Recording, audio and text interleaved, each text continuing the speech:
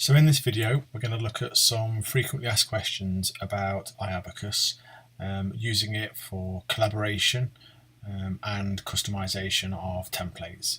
So first of all, I've just created an account here and used a specific license code that gives me access to a set number of templates. So when I create an Abacus by just clicking on this icon here, or indeed if I'm on the home screen for the first time and I haven't got an Abacus, I can click this link here. It will allow me to choose a template. So for this license code, gives me access to all of the Scotland templates, customized with the Hegius framework, but it also gives me access to a specific template for a local authority, in this case Calderhead. So if I click on first of all the school self-evaluation using the Hegius framework, and then I can change the title here, so I could date it if I wanted to say that this was a 2018 school self-evaluation action plan, but you can just leave all of this as standard and you click next. What that will then do is take you into the Abacus with the whole of the Hegius framework. If you're finding that you create a large number of abacuses when you're looking through the templates and you want to delete them, all you have to do is go into the abacus itself, and then at the bottom on the right hand side you'll see this drop down list here of advanced actions, and you're able to delete this abacus. Okay, and then it will just give you the confirmation and you can say yes to delete it. Okay, and then it takes you back to your home screen, and of course in this scenario we do not have any abacuses at this point. So I'm just going to recreate the abacus again. This time I'm going to choose the Calderhead template, which is at the very top of the list, because this is a customized template for this local authority. So if I click on that template and then click the next icon, it puts the template onto my abacus, and you'll see that this has just got very specific quality indicators from the Hegius framework, 1.3, 2.3, 2.6, and then a couple from 3.1 and 3.2. So you'd use this abacus in exactly the same way as usual by sliding a bead to make a judgment, and then following the process to look at the criteria that enables us to really validate that judgment and make sure it's accurate, providing evidence to justify that judgment. You'll notice that I'm closing the video down here, and it's my colleague John Pierce who delivers some kind of in-system training, but I'm closing it down. It won't appear again unless I click up here for video guidance, but just the first time you run through the abacus process, John just describes it to you. So you'd use the tool in the normal way by reviewing the criteria, providing evidence to justify a judgment, analysing factors that help or hinder in this certain area, and of course planning actions to strengthen factors or weaken those that hinder. So that's how you'd use the abacus. There are a few ways to collaborate with others in school. Okay, the first way is that an owner of an abacus can invite someone else to collaborate on it. Okay, so to do that, all we do, and I might even actually make judgments on the abacus to start with myself as head teacher or principal. So I might make judgments on the school itself and then invite someone to collaborate. And all we do is go up to this icon at the top and click on collaborate. So bear in mind the principle that we're doing here. We're creating our own abacus, and then we're going to invite some other people to collaborate on it. Okay, so I click collaborate, and at this point I can send a welcome email directly to those that I want to, and in that email it will explain that if they log into our abacus, they will have this abacus on their home screen. Okay, now when we invite collaborators, we've got three different types of collaborators. It could be that I'm just inviting a viewer. Okay, and this is someone that can see the abacus, they can see the beads on the abacus, and they can also see the analysis, the evidence, and the action planning on that abacus. But they can't touch it, they can't change it or edit it. Then I can invite a contributor. Okay, and this is someone that adds their own bead to my abacus. So it would allow them to slide their own bead into a different position. And that's quite useful because in a school, not everyone might agree with the initial judgments that are made. So if I invite a contributor, it's like I'm saying, okay, this abacus exists, we've created it, but I'd like you to put your beads on where you think the school is at in these areas. And consequently, I'd like you to add your evidence, your analysis, what you think is helpful or hindering the school, and then also what you intend to do about it or what you think the school can do about it. So in a way, you are inviting someone to contribute to your abacus, hence the name contributor.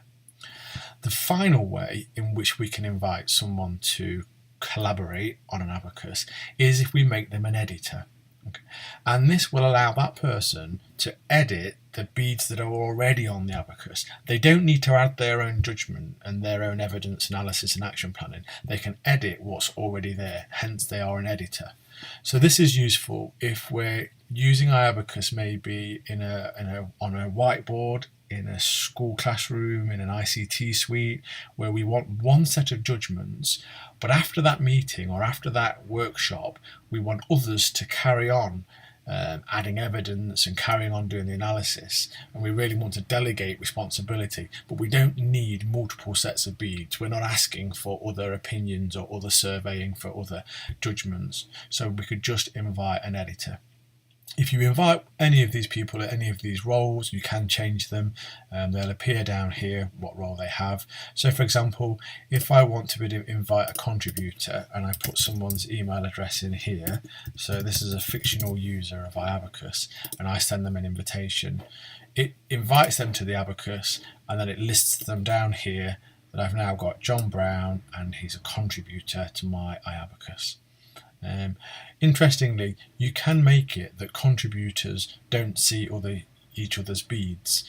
This is very useful if you're inviting a number of contributors, but you don't want them to be influenced by each other's beads that are on the abacus.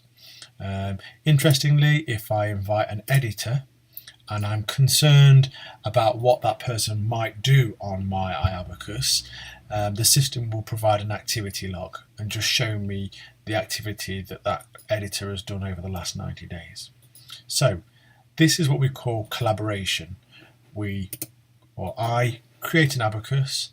I may or may not slide beads onto it, but what I will then go on to do is to invite others to collaborate. And when I invite others to collaborate, I just choose one of the 3 different levels of collaboration. If I choose editors, then I'll also get them activity recorded in this log. If I choose contributors, I can make it that they don't see each other's beads. So the decision you have as a school really is whether or not you want to have multiple sets of beads on this abacus.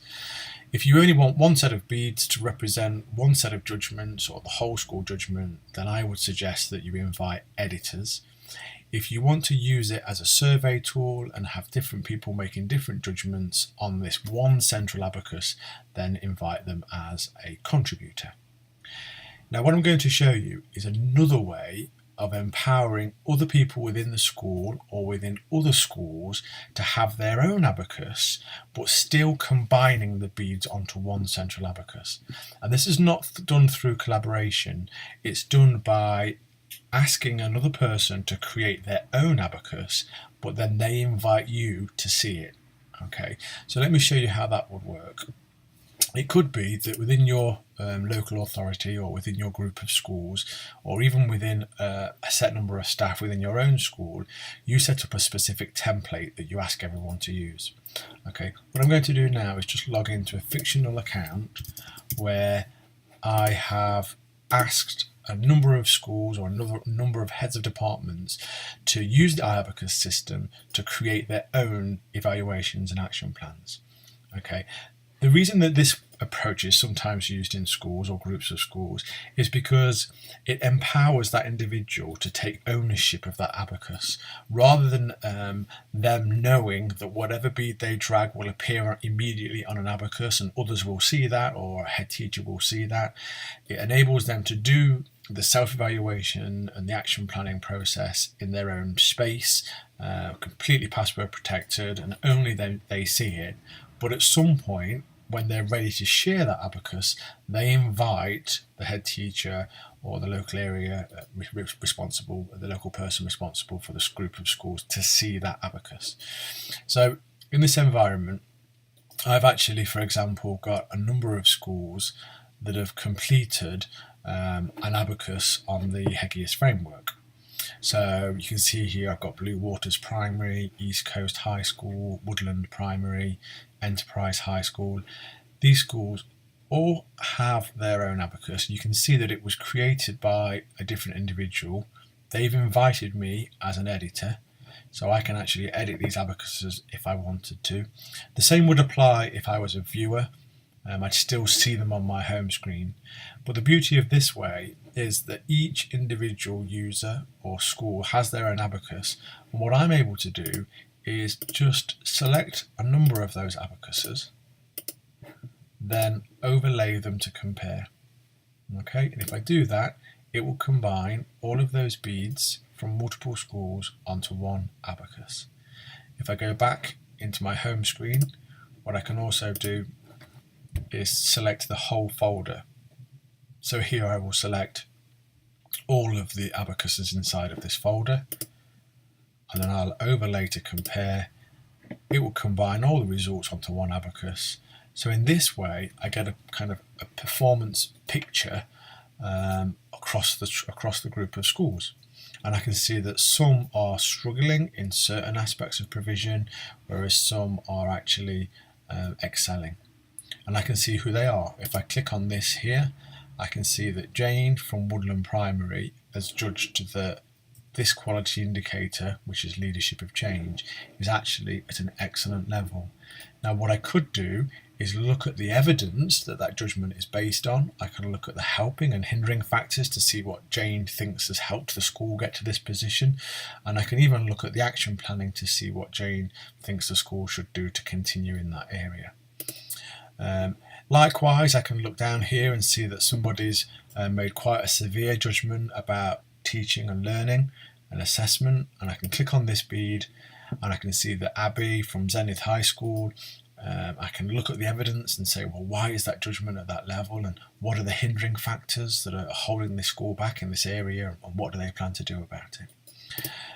If I don't want to look at this in an overview, what I can do is switch to something called stacked view, and then this will enable me to just look down the schools and kind of scroll down through performance, so I can still see all of the abacus structure and all of the different abacus beads showing the level of performance. And you'll notice patterns there. For example, Woodland Primary have very good or excellent performance in most of these quality indicators, where a school that's got maybe average performance here and a school that's struggling. So just to recap, what I've done in this installation of iAbacus is, instead of making one abacus and then invite people as either a contributor or an editor to put their beads onto that one central abacus, instead what I've done is said to each individual school or to each individual teacher within the school, what I'd like you to do is to go away, create your own abacus, slide the beads in the privacy of your own abacus account, add your evidence and analysis and action planning, but then at some point you have to invite me to collaborate. And as soon as you are invited to collaborate and you get access to those abacuses, they'll appear on your home screen. And when they appear on your home screen, then you're able to combine them and group them together and analyse them. So just to show you what you can do as well, maybe if you have a group of teachers or early years teachers that have all used the abacus to reflect on their own performance, again you can tick all of these abacuses in the folder. Bear in mind, I didn't create these early years abacuses. I've asked the individual teachers to do so, and I've asked them to reflect on their own performance, but I can still see them, so I can choose them and I can overlay them to compare them. And now I'm looking at individual performance across a school, where I can see some maybe struggling in certain areas, but again some that are strong in areas. If you have more than one person that makes a judgment in the same area, so for example I can see that two people are kind of having average to low performance in their use of assessment, I can click on the number 2 bead and I can see that it's Daisy and Andy. And if I wanted to, I could say, okay, let's have a look at Andy's self-evaluation, look at the evidence and the analysis. So, collaboration. It's either done by creating an improvement plan and an action planning and then inviting others to collaborate on it, or it's about empowering others with their own account so that they create their own abacus and then they invite you to view it or to edit on it. If you've got any questions about this, we're quite happy to deliver online demonstrations or webinars, but we can also kind of create help, guidance and worksheets that we can distribute to staff in the school. Just get in touch with us.